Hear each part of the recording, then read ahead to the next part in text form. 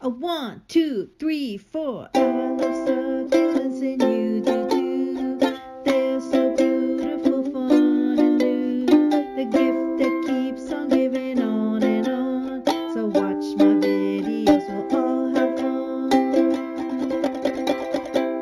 fun. We have arrived in our destination. I kind of passed the entrance a little bit, but this is also an entrance, so I'm turning around and going to the front because the front has something really cool and interesting for you to see, and I want you guys to see this. There's the Black Stallion, open daily 10 to 5. I don't know if that's every season or not, but look how pretty. Ah, guys, so pretty. Look at this. Look at this stallion right here. Don't you just love this?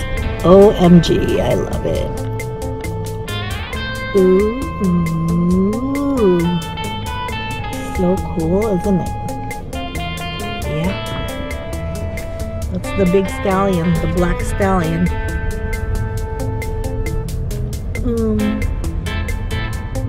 So I'm gonna go over here by the parking lot and show you the little garden that they have. It's really cool. Okay guys, I'm here in the garden. I had to get permission because they didn't want people to just come around here. But usually, look at this one. This is so pretty.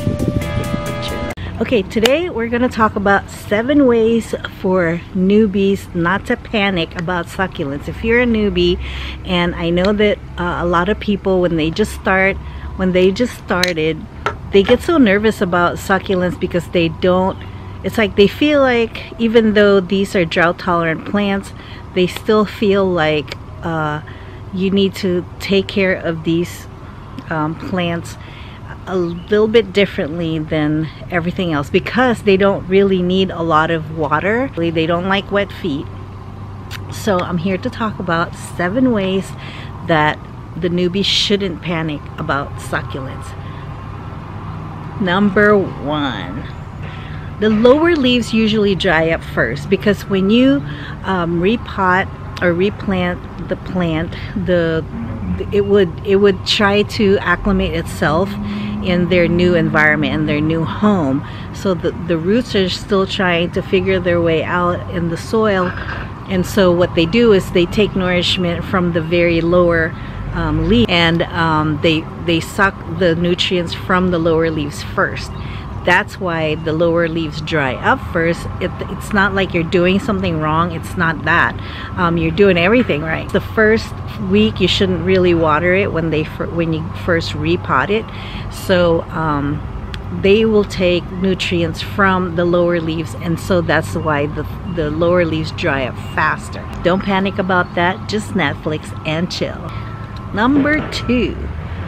When propagating, make sure that the container is under shade. When propagating, make sure that you place your container under shade and bright light, just like where I am right now. It's shady, but it's bright all the way around. No indirect sunlight, because if you put the leaves that are trying to propagate and striving and struggling to push another plant out, and you have the sun beating down on it, or cold, the elements and everything, all those factors will kill your plant pretty much. So don't get nervous. Do it under shade. If you put it indoors, you make sure that it's by a window that's really bright, so that it can soak up some of that UV rays a little bit, not too much, because if you put too much, they'll just die and they'll dry up and die. Okay, so, and also you just spritz water on them. It's perfect if you can put them in an incubator, just like I do. The incubators, if you go to my past videos, maybe you can learn some stuff from there. When it's too cold outside, you want to put them indoors, do that and have UV light. Maybe I'll put a link on in the description to link a UV light that really works for me, because it has all the colors of the rainbow. So it really helps in growing and keeping your plants healthy because it's getting enough of that light. Number 3, over watering. When I first started, I was really nervous about this. I knew that from reading the description of every succulent, they do not like wet feet. They do not like their roots wet. So I was kind of nervous. They said that when in doubt, don't water, but you can't really tell from the surface if sometimes the surface is really dry and then underneath it's still really wet. Like even underneath, because succulents are shallow rooters, so the roots underneath the roots, there's still soil in there, and if it's wet, it's still soaking up all the moisture from that. So when you need to have a moisture meter. Moisture meter works perfectly because you can find out exactly if there's still moisture in the roots and underneath the soil. But you have to stick the probe into where the root is, which is very shallow, maybe about 1 or 2 inches underneath the base of the plant. And if you stick it and it's dry, you can continue to stick it lower or deeper and find out if there's still moisture. If it's totally dry from the top to the bottom, then it's time to water. And on the moisture meter will tell you if it's a 0, then it's time to water. If it's like 2, it's not. Just wait a couple, 3 days maybe. And also make sure that you know where your plants are planted. If it's planted in a planter that is plastic, then plastic will hold more moisture. If it's terracotta pot, terracotta pots are porous, which means that the water will seep out of the sides and the bottom and everywhere. So keep that in mind. Just remember, when in doubt, don't water.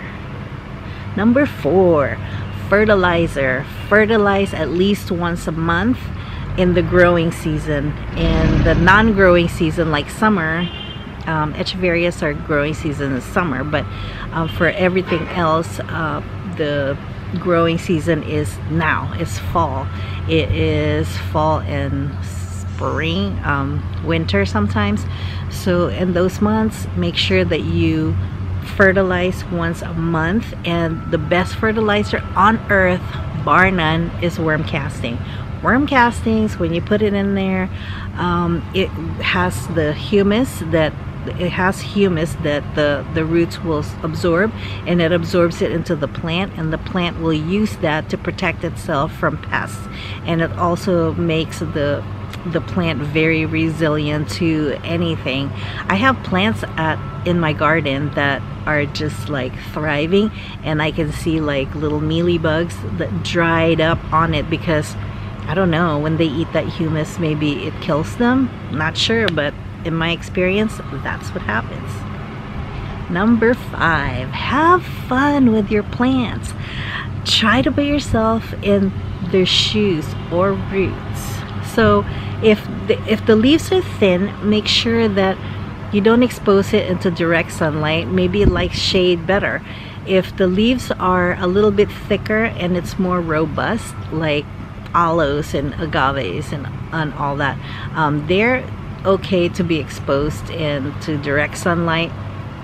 They love it. I have imbricatas that are just thriving under direct sunlight all day, and doesn't complain about anything, but they're in ground. So there's a difference. If they're in ground, if they're in the planter, then you just gotta feel them out. You know, they're like living things. If you're thin and you're skinny, you're always cold.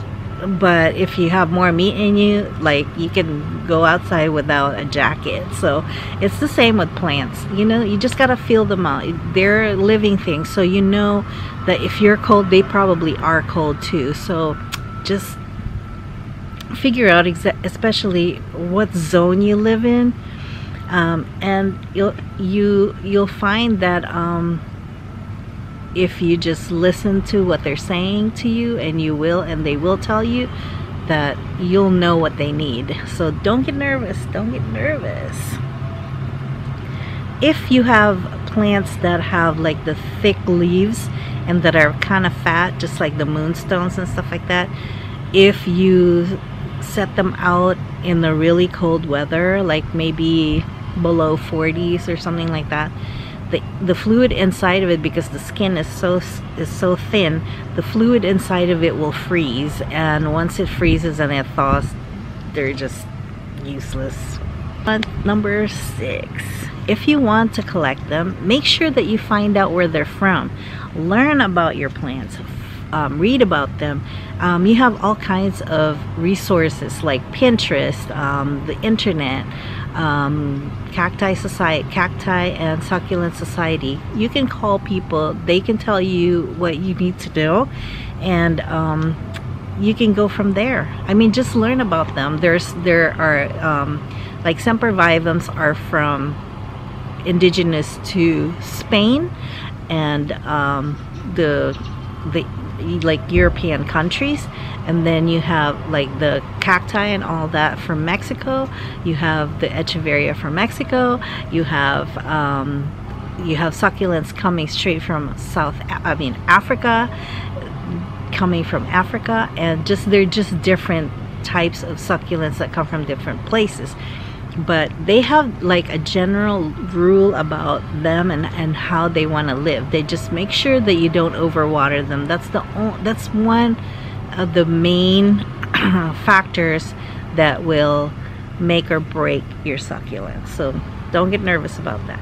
Number 7, and more importantly, there's always going to be casualties. Casualties are unavoidable.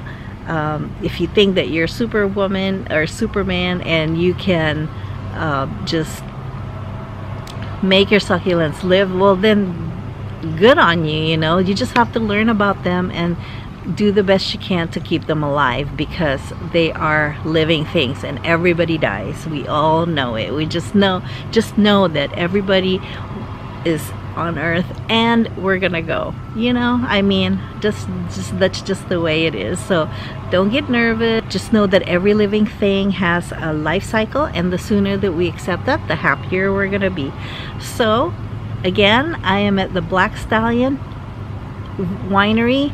If you guys are in Napa one day, check them out, because they're so cool. It's so cool. Look. I will show you. I will give you a tour of the garden. I don't want to go inside because I think there's something going on in there. There's a lot of people in there, wine tasters and all that, so I don't want to bother them. I'm just here to show you what I see every day and where I live. It's so beautiful. So I hope you like the video, and let's go have the tour.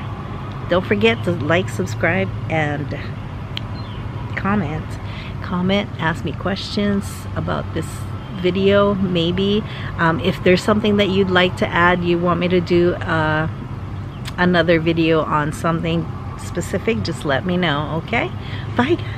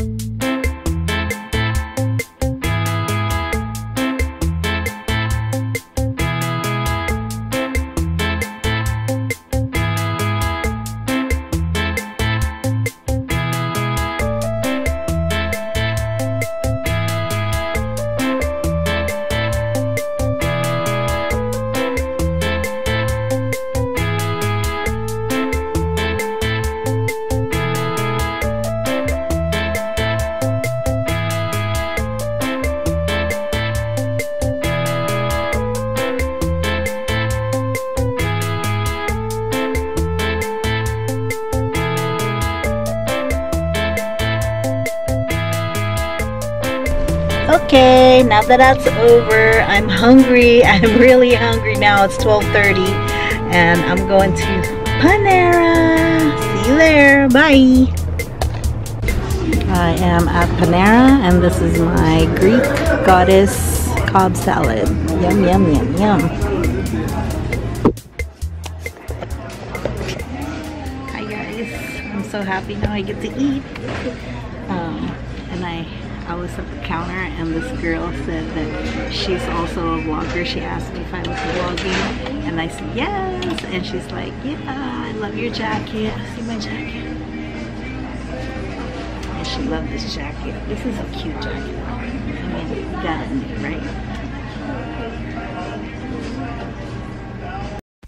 Stay positive, work hard, and make it happen.